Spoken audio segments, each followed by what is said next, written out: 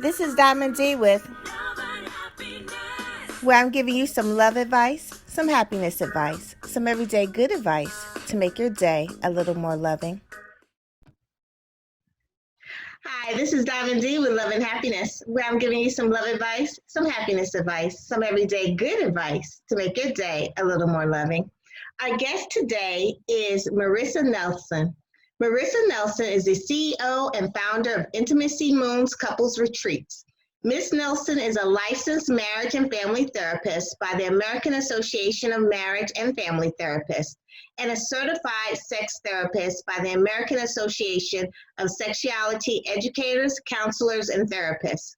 Ms. Nelson conducts speaking engagements, workshops, and has been featured in over 150 TV, radio, and print media spots. Notable appearances include Esquire, The Wall Street Journal, The Washington Post, Martha Stewart Weddings, and Glamour.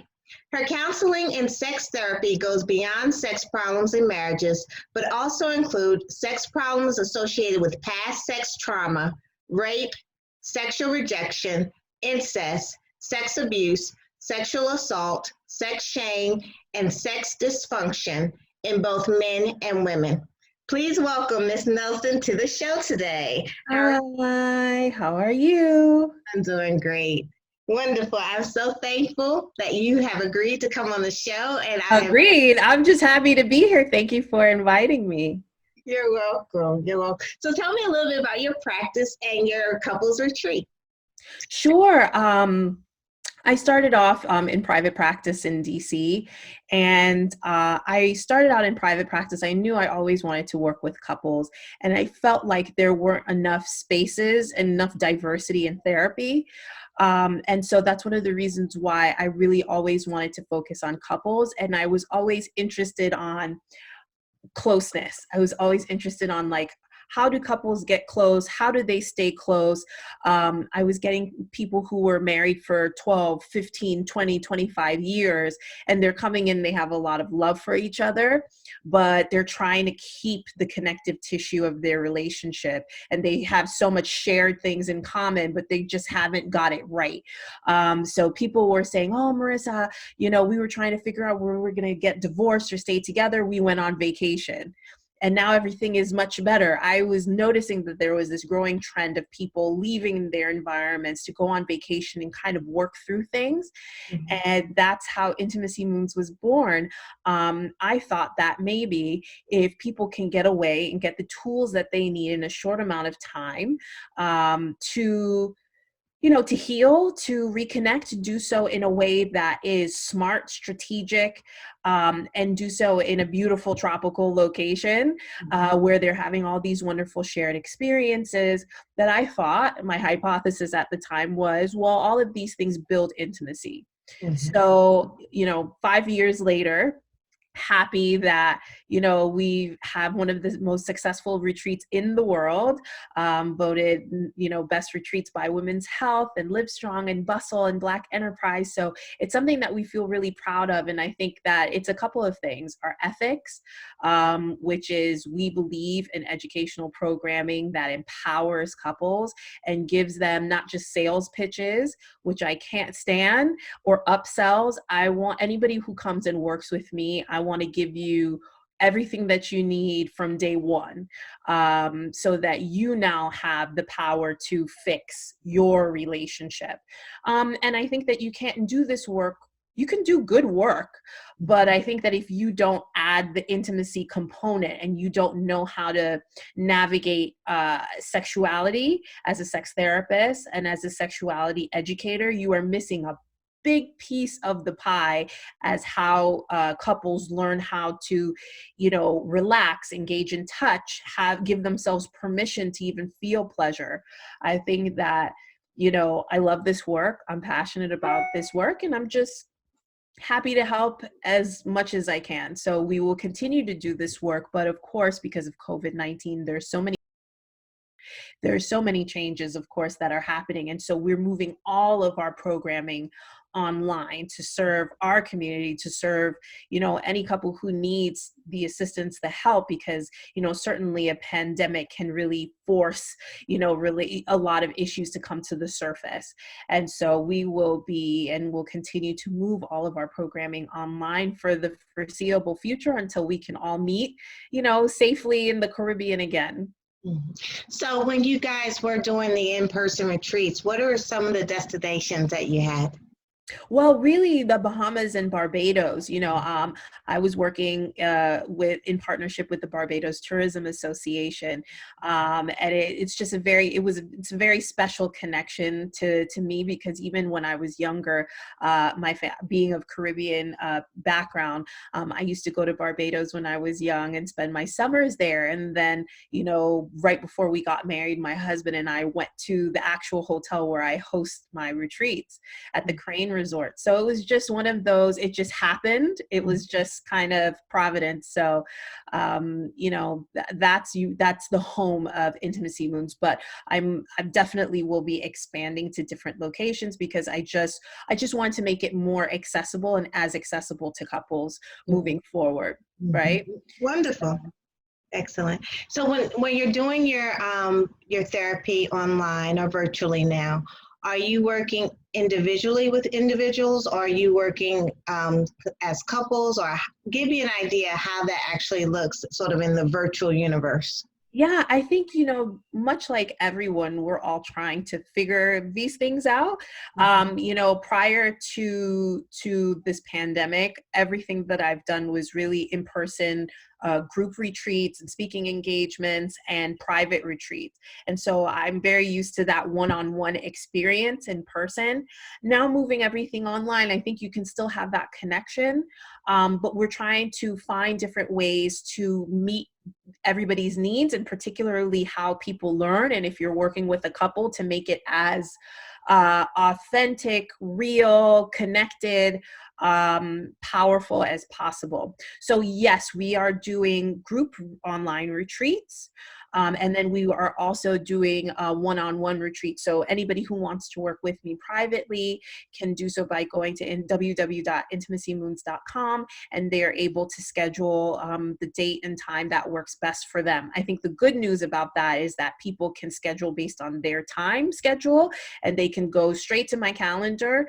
And as long as there's, availability, we can work one-on-one. So I think it gives us the flexibility to be more agile and to meet the needs of clients in this way, in a way that I don't think, I'd have to get on a plane and go to Barbados and, travel to really kind of work, with the great couples. Whereas now I think that this process has made things and me much more accessible. So I think that that's the advantage of this. And it's also much cheaper, because we're not, not paying for a resort or hotel. You're really getting the information and doing so in a way that is, much more affordable.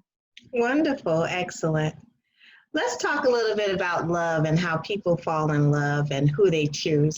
I think I heard you say a quote that people heal in relationships, that Please. something that you need from your partner is what you're going to try to get in the relationship, whether they are willing to give it or not. So let's discuss a little bit about that. Sure. We are born in relationship, and we're never born in isolation. When you're born as the son or daughter of. You're born as the sibling of someone. You're born into connection. You're born into family, and that doesn't change. When you I'm attachment-based therapist. And what that means is I look at the connection that you have with your caregivers and your community and your family, all of these generational and cultural messages that you get around love, touch, affection, even just sexuality. All of these different cues create a blueprint of who you've become, of who you then become. And then when we get older, we swap out our caregiver, which is our mother or our father or our grandparents or whoever was there for us. And our partner becomes that person that we want to go to be affirmed, to go to to wipe our tears, to be there, to be the shoulder to cry on, to be the supportive partner. And when we don't get those needs met, a lot of times, when I see couples that have that rage and a lot of the anger is coming up, like of something very simple, like, oh, you never do this, you always do this. A lot of that is not even present. A lot of that is from the wounding that happened in childhood. And I think, parents do the very best that they can. As a parent, I know I certainly do the best that I can, but, there are always ways in which we wanted or needed affection, attention, love, adoration, to be cherished, to be accepted. And when we don't get those things, you can have various different adaptations to that. You can decide, you know what, I don't need anybody to take care of me.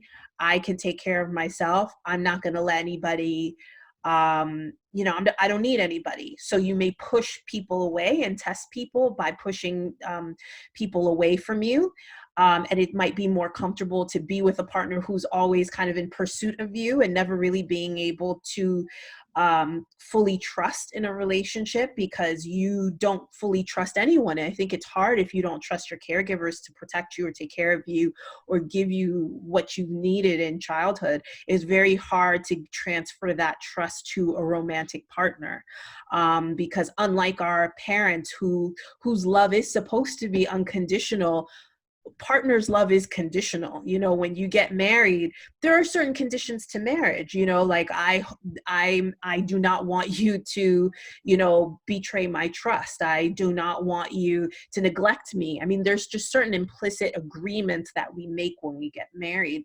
So yes, to your original question, we heal in relationship because we unconsciously attract someone who has the potential to heal us. I think that's the cool thing about relationships. I think we're so triggered by each other sometimes that there is an innate need to heal. And so you are attracted to someone for whom all of these great things about them and attributes bring you together. And then even in the ways in which they wound you, it is still opportunities for you to grow, for you to stretch, for you to evolve as a person, right? So you can protest that, you can be angry at that, or it gives us the space to give us some emotional stretching, to grow, and to be able to get through those things and not only heal what's happening in the present and find secure attachment, or what we would call intimacy, right? It allows you to heal all the wounding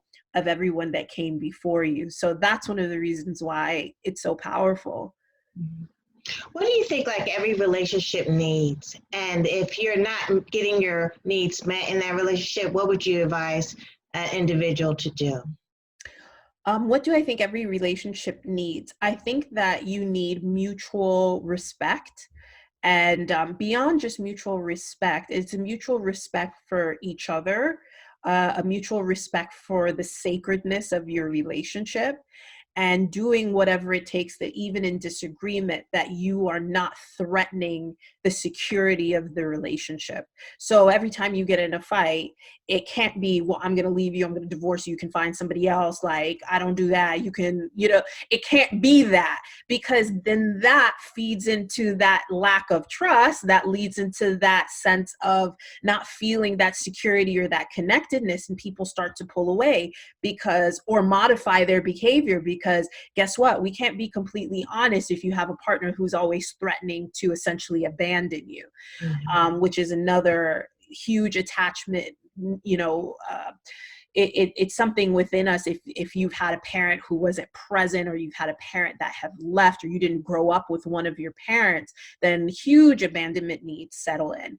And being afraid that your partner will leave, will cheat, will be unfaithful, will not show up for you when you need them to, I think is incredibly important for us to not just recognize that, but also see how that shows up in relationships in the present. So I think that you also need mutual understanding and compassion and empathy.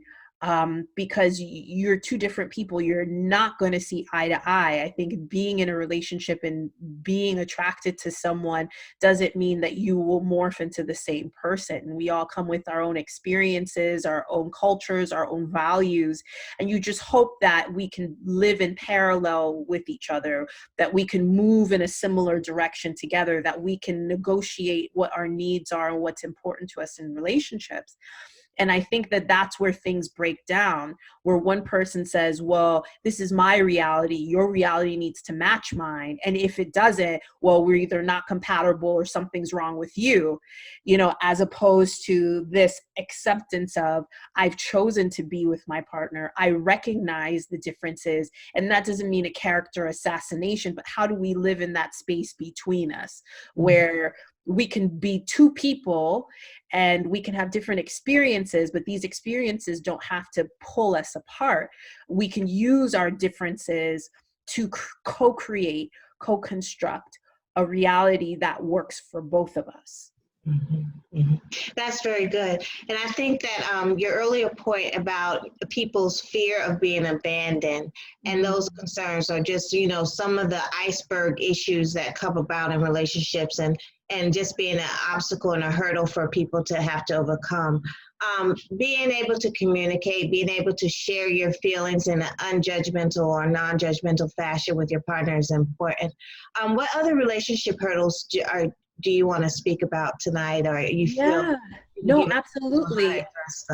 I think that, if you ask what are the major issues that bring couples to therapy, is communication, I think most people would say, and I think sexual related issues. I think a lot of other issues can go on and on for years without resolving.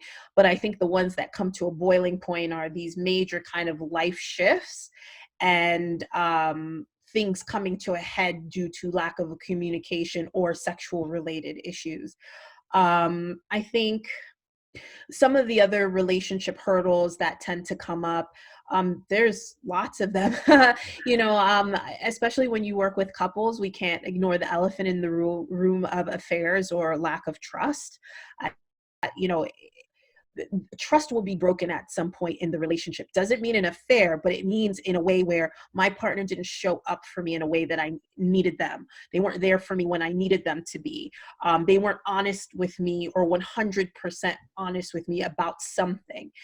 So the trust will be broken to a certain extent in all relationships, but it's how you repair from that. It's how you heal from that. It's what you do with it.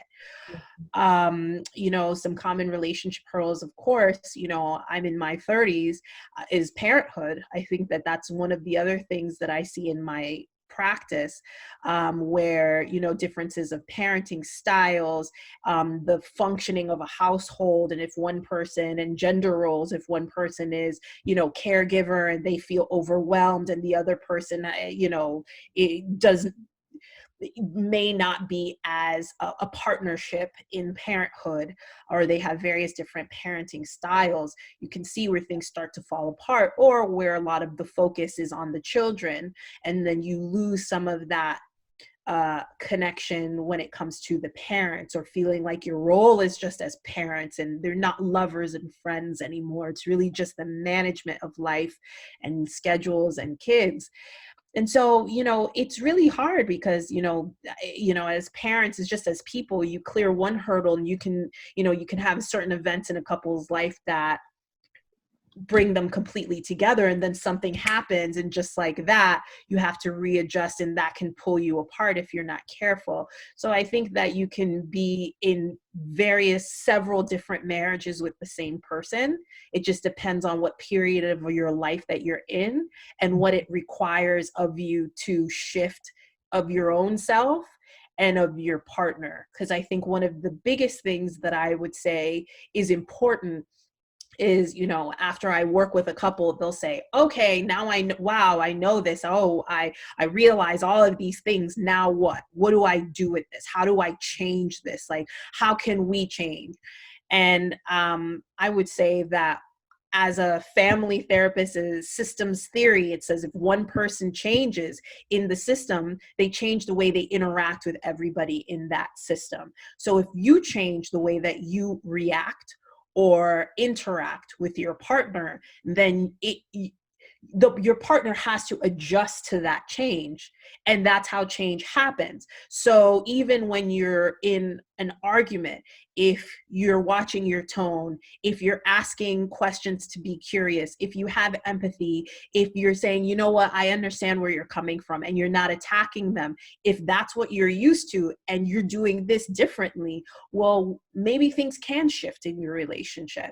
So I think that it's just the awareness to be able to catch yourself from being on that autopilot of like always trying to defend yourself, because nobody wants to hear that they are not pleasing their partner, stepping up for their partner, letting their partner down. It kind of feels personal.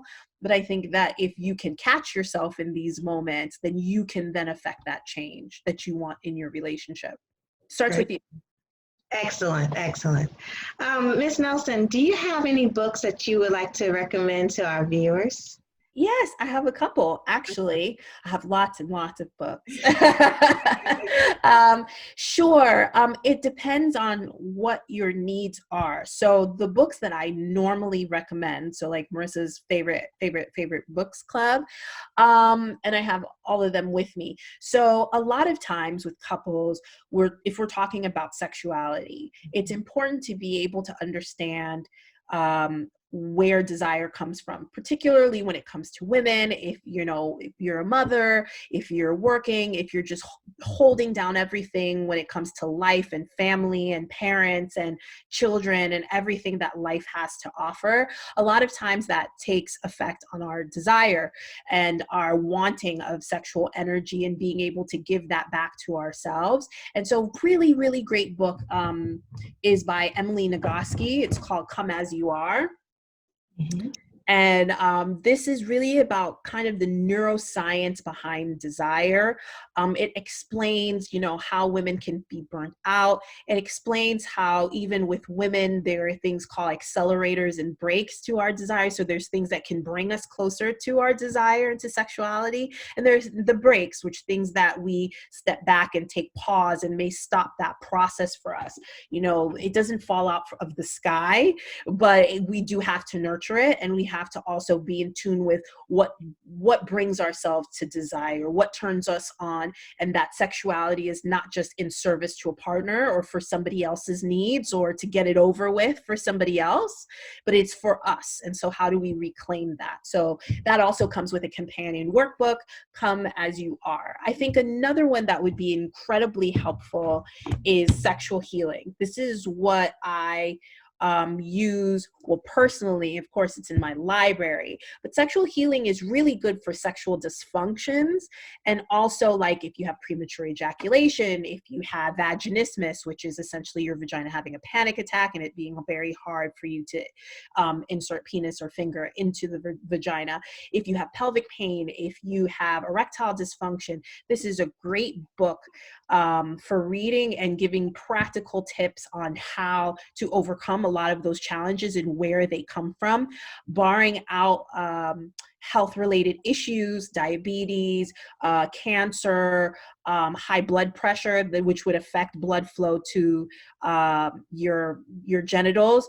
A lot of times we're really talking about anxiety when we deal with sexual disorders or sexual dysfunctions. So we want to figure out where is the anxiety coming from and different methods of being able to calm yourself down, calm down your nervous system, and really be able to feel and be in tune with the sensations in your body, as opposed to kind of letting the head go off and losing what we would call erotic focus. So this is a very good book for that. Sex Smart, I love this book. This is one of my very, very favorite. Sex Smart. I think this is really good, like read, but also a very interactive book, because while you're reading, there are a lot of worksheets, exercises that you can jot down in the book. This is really about understanding how you've come to be sexually. I definitely recommend this, especially for a lot of my women out there who are just starting to say, well, I used to have sexuality and I feel like I've lost it and I don't know what's happened to it, and I want to get it back. And I because my partner wants me to get it back, and because I am ready to kind of get that back too, and figure certain things out. I think this is a great book. It starts in childhood, talks about some of the messages you might have gotten, how do you feel about nudity? How do you feel about masturbation? And brings it all back to the couple. And I think it's a really enlightening book. Even for me, I had a lot of aha moments from this book. So I definitely recommend this. And then lastly, if you are over age 50, and Naked at Our Age, I should say, is an amazing book of reclaiming desire and sexuality after 50. We know that our body changes throughout the life cycle, and that we're always going to have to work as a collaborative team and an intimate team to be able to overcome the challenges of sexuality and have a new kind of sexuality that may be different than it was before. So Naked at Our Age, I definitely recommend as well. Good recommendations. Ms. Nelson, which book would you recommend for individuals who have been victims of sexual trauma, sexual abuse, or incest in their past, of the ones that you named?